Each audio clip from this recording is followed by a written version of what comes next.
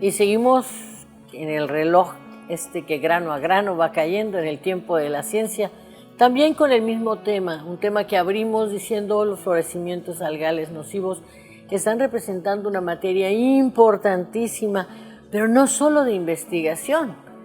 Está en su mesa, está en su vida, está en el mar donde nos bañamos.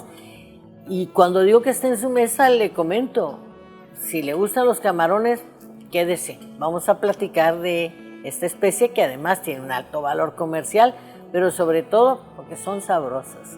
Para eso tengo la presencia del hidrobiólogo Joshua Gutiérrez Pacheco, que esta mañana también desde uno de los laboratorios de mucho trabajo nos acompaña. Hola, ¿qué tal? Mucho gusto. Leía su resumen, se lo agradezco por haberlo enviado en tiempo y forma, y usted habla, si bien de uno de los recursos más importantes del país en términos de economía, decía yo, es un recurso recurrente en las mesas de muchos de nosotros, y hablamos de, en el noroeste mexicano, una posibilidad de esclarecer o saber cuál es el estado frente a un fenómeno natural que está apremiante, que es este florecimiento y que trae como consecuencia toxinas paralizantes. A diferencia de otros estudios, este tiene una relación estrecha con la salud pública. ¿Podría más o menos semblantearnos por qué afirma usted que va a buscar en el camarón algún indicio? Claro que sí. En un principio ya habíamos visto que la problemática de los florecimientos algales nocivos afecta a la salud pública, precisamente porque estas toxinas paralizantes se identificó que producían un síndrome, el síndrome de envenenamiento paralizante por moluscos. Entonces, cuando los moluscos filtraban estas toxinas, las acumulaban y cuando llegaban a nuestra mesa, si uno las consumía en concentraciones muy elevadas, pues producen estos síntomas de parálisis que puede ir desde un hormigueo, un pequeño entumecimiento, ya en casos muy graves puede llegar hasta la muerte. Pero de pronto también empezamos a preguntarnos qué pasa con otras especies, no solamente los moluscos bivalvos, sino que también comemos otro tipo de mariscos, peces y en este caso el camarón, que el camarón en realidad, como lo mencionas, es una comida deliciosa que a todos nos encanta y que aparte es sumamente preciada, es un recurso de gran valor comercial, que de hecho aquí en México por su volumen de producción es el tercer lugar, pero por su valor se encuentra posicionado en el primer lugar de producción. A nivel nacional estamos hablando de alrededor de 24 millones de pesos, de los cuales Baja California Sur está posicionada en el lugar número 5. Entonces también es importante saber los efectos de estas toxinas en otras especies de interés comercial que consumimos muy seguido, sobre todo en esta zona, que pues cuando vamos a la playa o así siempre es bien recibido unos camaroncitos, y por eso surgió el interés de evaluar estas toxinas no solamente en los moluscos, que ya estaba bien detallado, bien estudiado, sino abarcar otras especies que también pueden ser de interés. Y bueno, uno de los principales comensales del camarón somos los humanos, las y los humanos. En este sentido, preguntaría yo, ¿hay hallazgos ya puntuales sobre estos componentes y su efecto en el camarón de manera puntual? Sí, en este proyecto ya se ha logrado detallar que existen mortalidades provocadas en los camarones juveniles por estas toxinas cuando son expuestas a la microalga.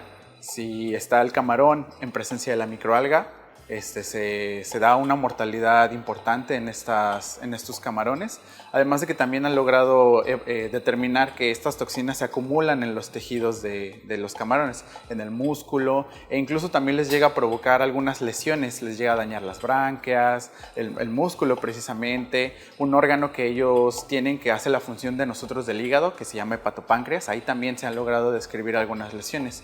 La cosa es que estos estudios que ya se desarrollaron fueron en los juveniles e incluso un poquito antes, que son las poslarvas, pero no habíamos volteado a ver el proceso anterior, que es cuando estos organismos aún son larvas, cuando son más pequeñitos, cuando pueden ser más susceptibles a los efectos, y cuando producir una larva sana es importante para que la producción del camarón se dé de manera óptima.